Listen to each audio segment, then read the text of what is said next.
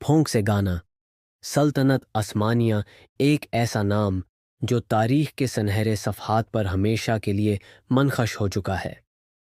صدیوں سے زیادہ عرصہ تک قائم رہنے والی یہ سلطنت نے دنیا پر اپنے نقش قدم چھوڑے۔ 13ویں صدی کے اواخر میں اناطولیہ کے خطے میں ایک چھوٹی سرل کے طور پر اس کا آغاز ہوا۔ یہ وہ دور تھا جب وسطی ایشیا سے ترک قبائل مغرب کی جانب ہجرت کر رہے تھے۔ انہی قبائل میں سے ایک قبیلہ عثمانیہ ولکیت میں تھا۔ عثمان اول نے 1299 میں اپنی خود مختار ریاست قائم کی۔ یہی وہ سنگ بنیاد تھا جس پر بعد میں ایک عظیم سلطنت کی عمارت تعمیر ہوئی۔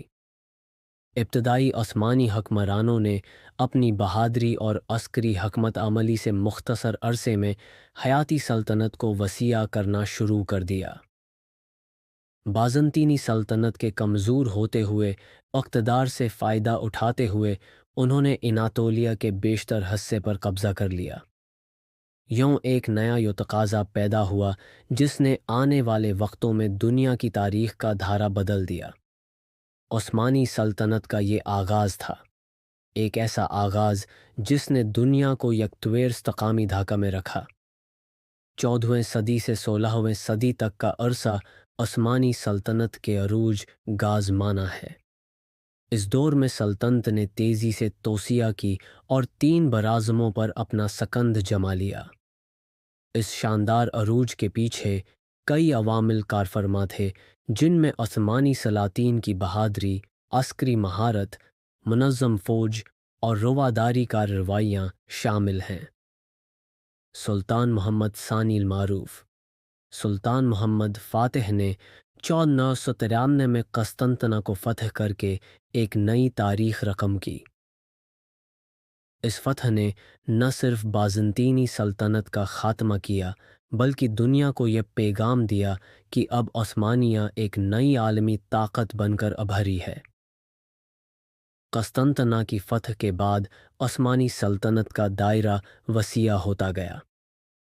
مصر، شام، شمالی افریقہ اور عرب کے کئی علاقے عثمانی سلطنت میں شامل ہو گئے۔ 16ویں صدی کے اواخر تک عثمانی سلطنت مشرق میں ایران کی سرحدوں سے لے کر مغرب میں الجزائر تک اور جنوب میں یمن سے لے کر شمال میں آسٹریا اور ہنگری کی سرحدوں تک پھیلی ہوئی تھی۔ عثمانی سلطنت کی طویل تاریخ میں کئی نامور سلاطینی گزرے جنہوں نے اپنی بہادری، دانشمند یاور الدلوان سے تاریخ پر گہرے نقوش ثبت گئے۔ ان میں سے چند ایک کا ذکر ذیل میں کیا جا رہا ہے۔ عثمان اول 1299 سے 1326 تک سلطنت عثمانیہ کے بانی جنہوں نے ایک چھوٹی سرل کو وسعت دے کر اس کی بنیاد رکھی۔ مراد اول 1382 سے 1389 تک سلطنت کو یورپ میں توسیع دینے والے پہلے حکمران جنہوں نے بلقان کی جانب پیش قدمی کی۔ محمد ثانی المعروف سلطان محمد فاتح 1497 سے 1483 تک قسطنطنہ فتح کر کے بازنطینی سلطنت کا خاتمہ اور ایک نئے دور کا آغاز کیا۔ سلیم اول 1512 سے 1520 تک مصر، شام اور عرب کے کئی علاقوں کو سلطنت میں شامل کیا اور خلیفہ اسلام کا خطاب حاصل کیا۔ سلیمان اول المعروف سلیمان اعظم 1520 سے 1560 تک سلطنت عثمانیہ کے طاقتور ترین حکمران جن کے دور میں سلطنت آپ نے عروج پر پہنچی۔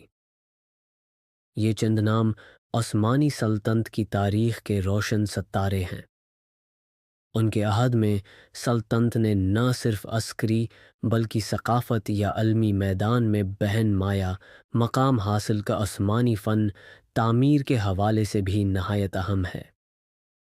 اس دور میں مساجد، مقبرے، حمام پہلاوا اور دیگر شاندار عمارتیں تعمیر کی گئیں جو آج بھی عثمانی فن تعمیر کا منبولتا ثبوت ہیں۔ عثمانی سلاطین نے فن تعمیر کو بڑی اہمیت دیا اور اپنے دور کے نامور معماروں کی خدمات حاصل کیں۔ ان عمارتوں میں مغربی اور اسلامی طرز تعمیر کا حسینہ متضاد جنز رہتا ہے۔ آیا صوفیہ قسطنطنہ کی فتح کے بعد آیا صوفیہ کو مسجد میں تبدیل کر دیا گیا۔ یہ عمارت آج بھی فن تعمیر کا شاہکار سمجھی جاتی ہے۔ سلطان احمد مسجد